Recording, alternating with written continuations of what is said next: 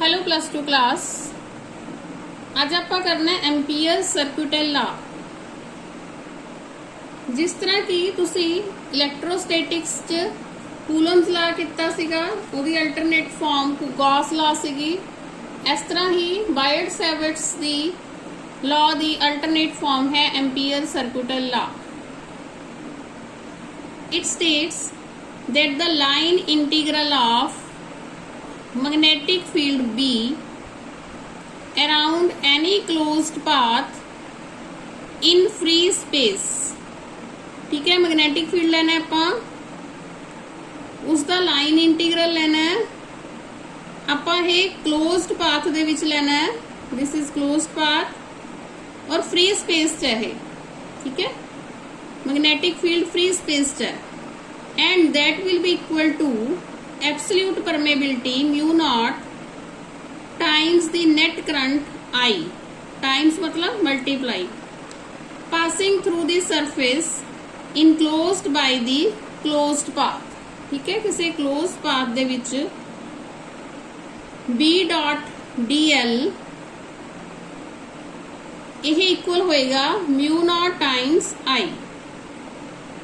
Plus two ਦੇ ਵਿੱਚ ਤੁਹਾਨੂੰ ਇਸ ਦੀ ਜਸਟ ਸਟੇਟਮੈਂਟ ਹੀ ਹੈ, ਤੁਸੀਂ ਸਟੇਟਮੈਂਟ ਤੇ ਫਾਰਮੂਲਾ ਯਾਦ ਰੱਖਣਾ ਹੈ, ਠੀਕ ਹੈ। ਇਸ ਦੀ ਇੱਕ ਐਪਲੀਕੇਸ਼ਨ ਹੈ, ਹੁਣ ਆਪਾਂ ਐਪਲੀਕੇਸ਼ਨ ਕਰਨ ਜਾ ਰਹੇ ਹਾਂ। that is magnetic field due to infinite long straight wire carrying current। अपने कोल एक स्ट्रेट वायर है,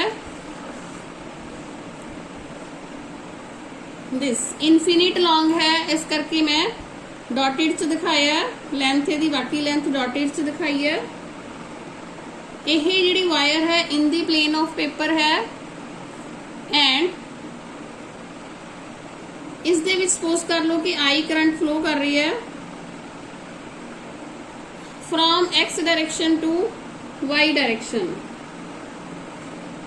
ते इस दे अराउंड एक मैग्नेटिक फील्ड प्रोड्यूस हो जाएगा सेम डिस्टेंस ते, हर एक जगह जिथे तक डिस्टेंस सेम है उत्थे मैग्नेटिक फील्ड दी मैग्नीट्यूड सेम होएगा। मतलब मैग्नेटिक फील्ड सिलेंड्रिकल सिमिट्री होएगा अराउंड दी वायर। एक पी पॉइंट सपोज कर लेने आपां, इस तो परपेंडिकुलर डिस्टेंस तो वायर तो परपेंडिकुलर डिस्टेंस ते है and that distance is R. B magnetic field produce होएगा इत्थे and this magnetic field will have direction in tangent, ठीक है। जेड़ा कि P दे विचों दी लंघदा होया इस डायरेक्शन तो टेंजेंट होएगा। एक आप एम्पीरियन लूप सपोज कर ली विद डिस्टेंस R, ठीक है। जिन्नी डिस्टेंस ते P पॉइंट सीगा उसे आर दे नाल आपां एक एम्पीरियन लूप सपोज कर ली। यह एम्पीरियन लूप पेपर दे परपेंडिकुलर है और इस दे सेंटर दे विच बिल्कुल सेंटर च वायर है। पी पॉइंट इस लूप दे किसी भी थां दे ऊपर पिया, ठीक है। So the magnitude of magnetic field is same at all points on this loop. Circumference they tangential होएगा एंड इस तरह ही DL जिहड़ी आपां DL लेंथ लवांगे ओहो DL भी इस दे टेंजेंट होएगी एंड इन सेम डायरेक्शन होएगी। आपां एंटी क्लॉकवाइज लवांगे ये लूप, ठीक है। जो आप एंटी क्लॉकवाइज घूम रहे होवांगे तो देखांगे B ते DL दी डायरेक्शन सेम है। सो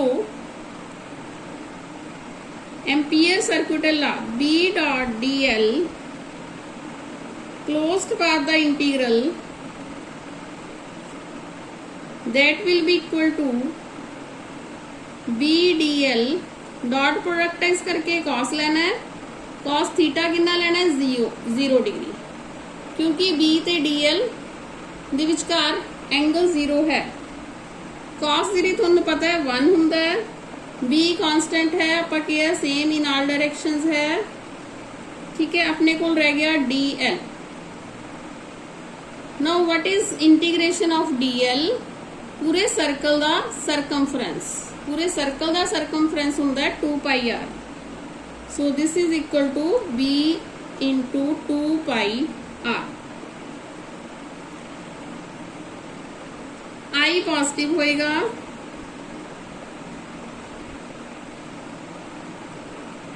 हुण एम्पीयर सर्कुलर लॉ के अकॉर्डिंग की है, this is equal to mu naught I, ठीक है। एंड इस केस आप देख रहे हैं this is equal to B dot 2 pi R. पहला आप एम्पीयर सर्कुलर लॉ लिख लेने,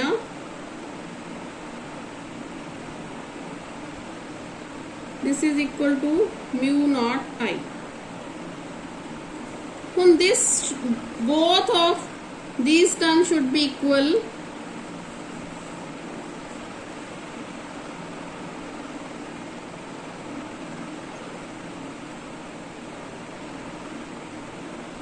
सो इस तो आपां b की वैल्यू फाइंड आउट कर सकते हैं। b will be equal to mu naught I upon 2 pi R, ठीक है। आप एक इक्वेशन ली है ते एक ली है, ये दोने जिहड़े हैगे हैं इक्वल होने चाहिए हैं। दैन b की वैल्यू ये होएगी, ये जिहड़ा रिजल्ट आप फाइंड आउट किया, यही रिजल्ट की बहुत इंपॉर्टेंस है, ठीक है, क्योंकि ये मैगनीट्यूड भी दस रहा है मैग्नैटिक फील्ड का इस सर्कल के राउंड हरेक पॉइंट के उत्ते, राइट। एंड डायरेक्शन भी दस रहा है, टेंजेंशियल डायरेक्शन है। यह एक एप्लीकेशन ही सी थोड़े सिलेबस दे विच, ठीक है, बड़ी ईजी एप्लीकेशन है। सो तुसी यह एम्पीयर सर्कुलर लॉ चंगी तरह कर लेना है, the statement and formula and this application, right. अज का अपना टॉपिक इन्ना ही सीगा, अगले टॉपिक नाल आपां जल्दी मिलते हैं। Till then take care.